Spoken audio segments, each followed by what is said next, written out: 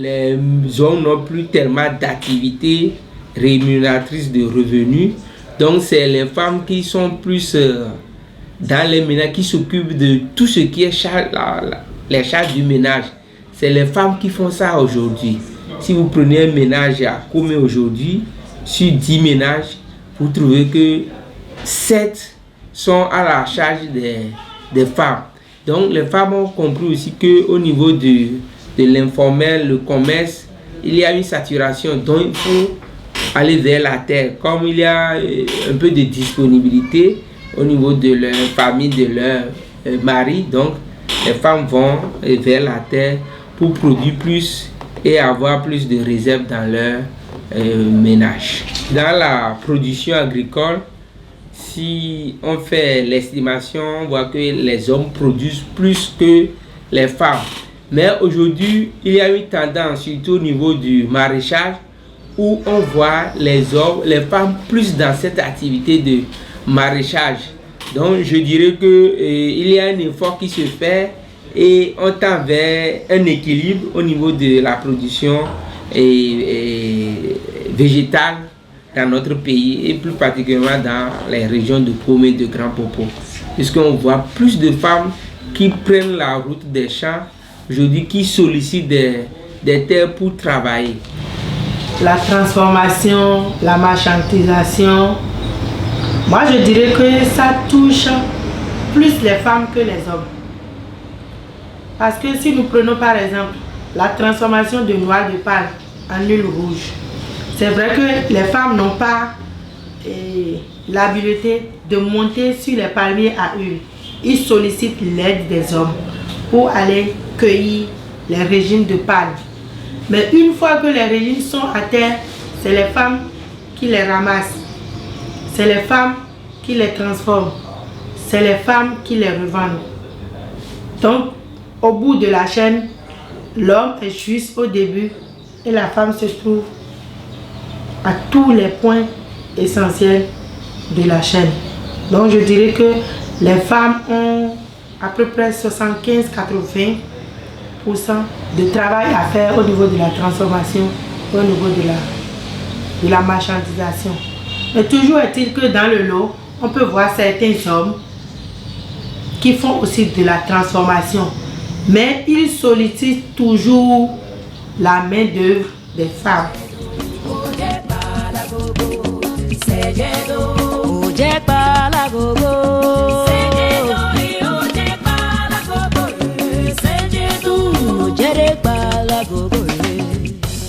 Donc c'est depuis la nuit des temps, c'est les femmes qui vendent au marché. Même si le monsieur produit, lui ne peut pas aller au marché. Il envoie sa femme et ses enfants au marché. Donc c'est une activité classique. Depuis le temps de nos aïeux, c'est réservé aux femmes. Pour trouver des emplois d'un certain niveau, les femmes n'arrivent pas. C'est lié aussi au fait que depuis le temps de nos grands-parents, dans les marchés, c'est les femmes qui animent les marchés. Quand les hommes reviennent du champ et tout ça, ils ramènent les marchandises. C'est les femmes qui vont faire le marché. C'est les femmes qui vont faire le truck, l'échange des marchandises au marché. C'est lié aussi au fait que quand on est femme, on est un peu plus posé pour les négociations. Et les hommes qui veulent venir acheter sont un peu plus à l'aise en face d'une femme pour faire leur achat. Parce que chez nous en Afrique, la femme représente l'amour. La femme représente l'amour. La femme représente la paix. Et quand il y a une femme quelque part, on se dit que on ne peut pas trouver de difficultés là. Quand il y a une femme revendeuse quelque part, elle peut plus attirer de clientèle. Le sourire de la femme n'attire-t-il pas les hommes? Voilà. Donc, c'est ce qui fait que vous allez constater de plus en plus au niveau de la chaîne de la revente, il y a plus de femmes que d'hommes. Même si au Bénin ici vous trouvez des hommes qui sont au niveau de la revente, c'est des hommes qui ne sont pas au fait des Béninois, généralement. C'est des hommes qui sont des Nigériens, du Niger, qui viennent. Parce que les hommes béninois se disent chefs qui ne peuvent pas vendre. Et que c'est les femmes, c'est le job des femmes. C'est un peu ça, c'est dans nos cultures comme ça.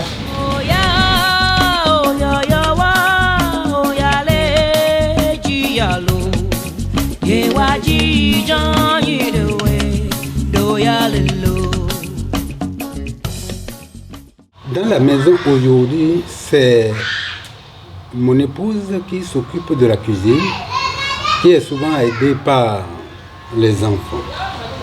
Mais il faut tenir compte de certains cadres, c'est-à-dire la tradition. Mais le monde évolue. Dans notre tradition, c'est les femmes qui s'occupent de la cuisine. C'est-à-dire, bon, c'est dépassé aujourd'hui parce que le monde évolue, parce que entre-temps, les femmes sont faites pour rester à la maison, pour s'occuper de la cuisine. Avec l'évolution aujourd'hui, on se rend compte que c'est dépassé. C'est dépassé. C'est pourquoi, normalement, c'est indiqué qu'on devrait, même les hommes devraient aider leurs femmes à cuisiner. Est-ce que votre mari cuisine?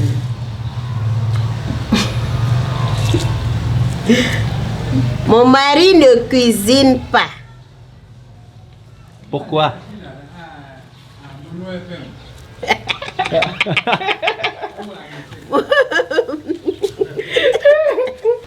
Parce qu'il n'a pas le temps pour faire la cuisine. Oh là, tu sais qu'en Afrique, nos maris ne savent pas cuisiner.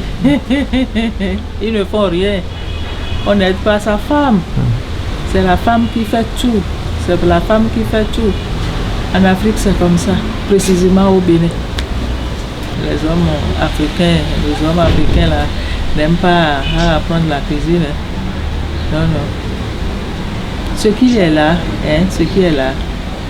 quand tu as un homme et qui t'aide à la maison, les beaux-parents ne sont pas d'accord. Oui, pourquoi tu vas aimer ta femme jusqu'à ce point?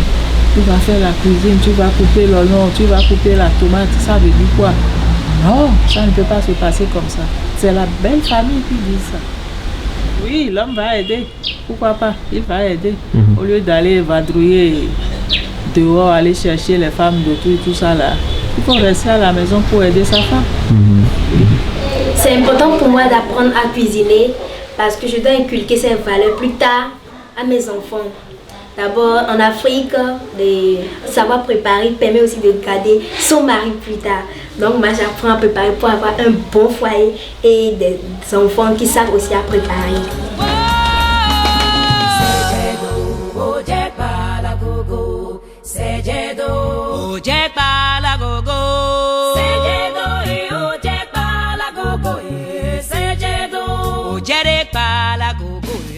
Ça va changer. Parce que ça change maintenant. Ça change déjà. Parce que la femme ne peut pas être l'esclave de l'homme tout le temps. Avant, c'était, dans les vieux temps, c'était comme ça. Mais maintenant, ça change. Il y a des hommes qui aident leurs femmes dans le ménage. Et sur le plan Jean, je pense que un effort a commencé, mais c'est timide. Il y a la résistance des deux côtés. Les hommes ne veulent pas laisser la place aux femmes d'accéder à des postes. Et aussi les femmes même n'ont pas confiance en elles-mêmes. Quand on leur donne le pouvoir, dire ce que les hommes disent, nous sommes d'accord. Mais aujourd'hui, des sensibilisations sont en train d'être faites pour amener les deux, hommes et femmes, à comprendre que c'est les deux qui vont faire le développement. Mais c'est progressivement qu'on arrivera à là. On veut que les femmes et les hommes soient dans un même bureau, dans une même société, dans une même administration pour travailler. Et là où il y a les deux, on aura beaucoup de choses à faire et on va faire progresser la nation.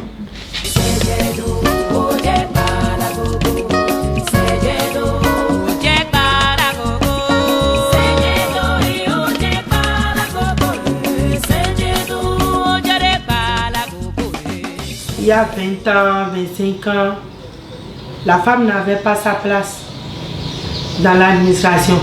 Elle avait sa place dans le ménage, à la maison.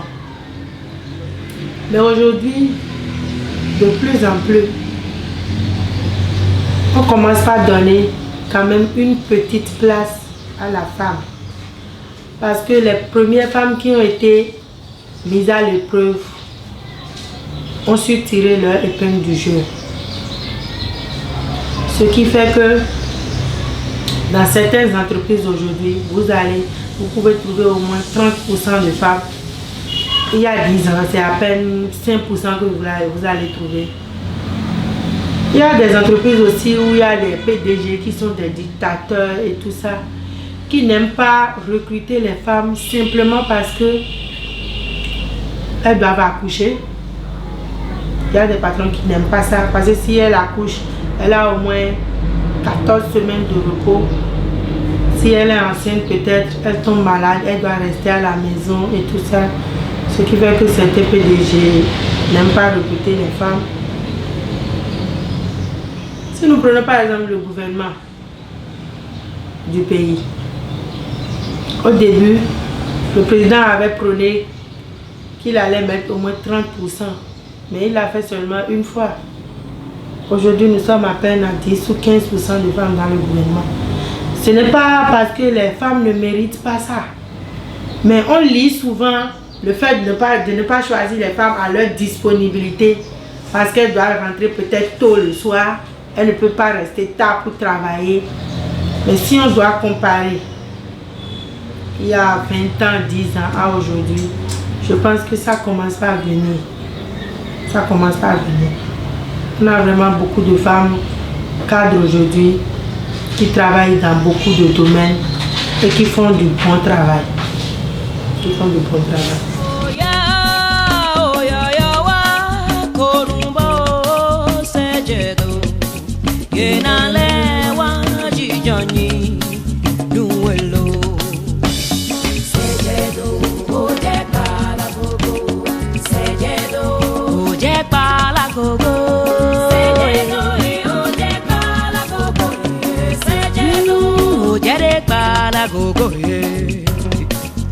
Oh yeah, yo, wow, oh yeah, le, yellow, yeah, why, Johnny, the way, yeah,